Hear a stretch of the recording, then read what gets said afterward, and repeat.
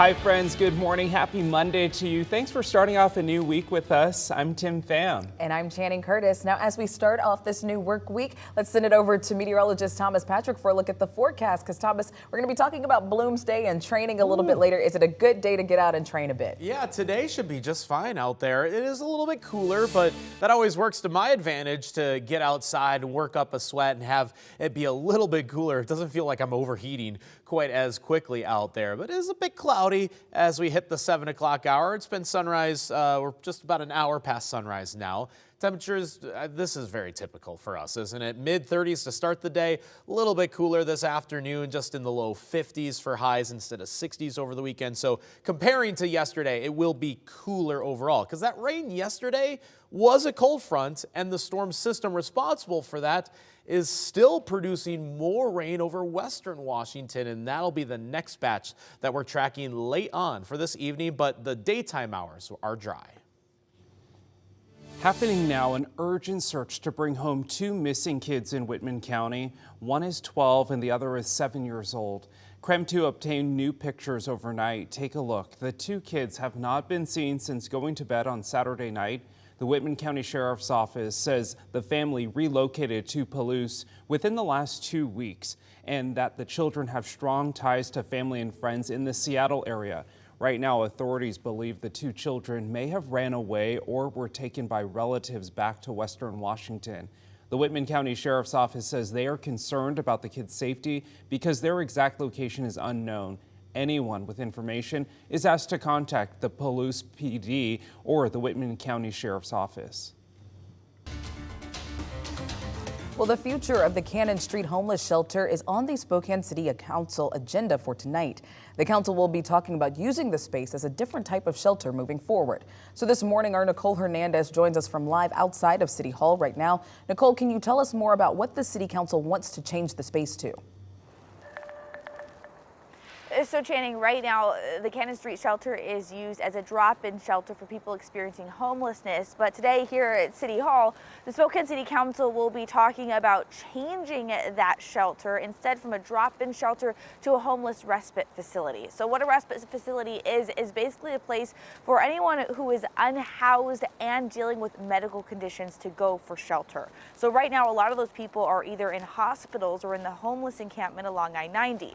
The city says creating a respite facility will help clear needed space in hospitals and be a good next step to clearing Camp Hope. As of now, the Cannon Street shelter contract is going to be up at the end of May. The city is already struggling to pay for both the Cannon Street and Trent shelters right now.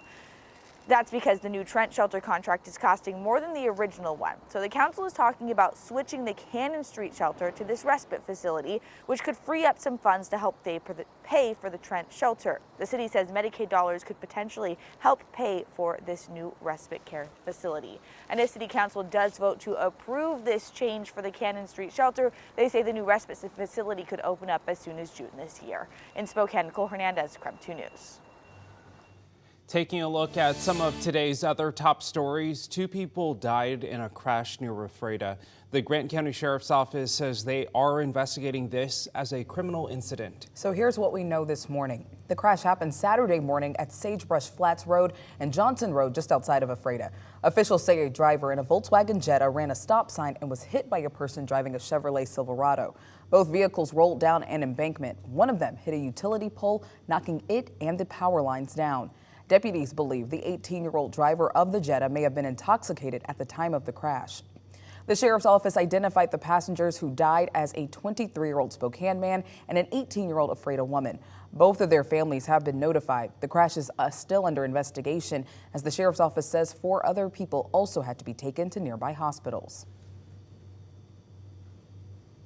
This morning, Eastern Washington University police are investigating hateful graffiti found in a dance studio. The studio was recently used by students from the Black Student Union. The graffiti included a racial slur and a message written on a mirror in one of the studio spaces.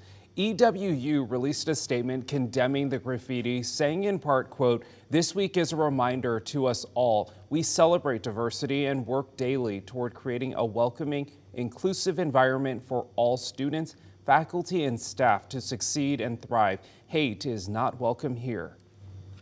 And Spokane police arrested a man accused of committing a series of armed robberies over the weekend. According to police, the robberies happened in a 2-hour time span between 7:30 and 9:30 Saturday morning. Police say all 4 incidents involved the same man robbing a business with a gun.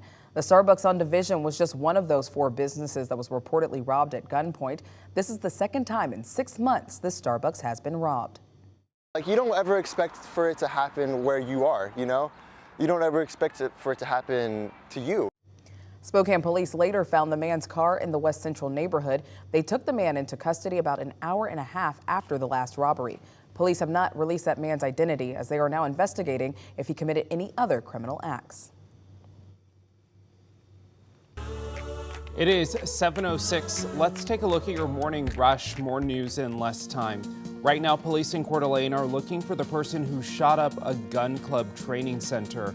The Fernand Rod and Gun Club says someone fired 16 rifle rounds into their door of their training center. No one was hurt in the shooting. Our news partners at the Coeur d'Alene Press report the shooting caused more than $8,000 worth of damages. The club is now offering a $5,000 reward for information leading to the arrest of the shooter. New details: judges in Kootenai County issued arrest warrants for 5 members of the white nationalist group, the Patriot Front. Last year, 31 members of the group were found in the back of a U-Haul during Coeur d'Alene's Pride event. All 5 men are charged with misdemeanor conspiracy to riot. They are now on Idaho's wanted list because they did not show up to court. New from over the weekend, former Sonic star Sean Kemp is now charged with first-degree assault. Last month, Tacoma police arrested Kemp for a shooting at the Tacoma Mall.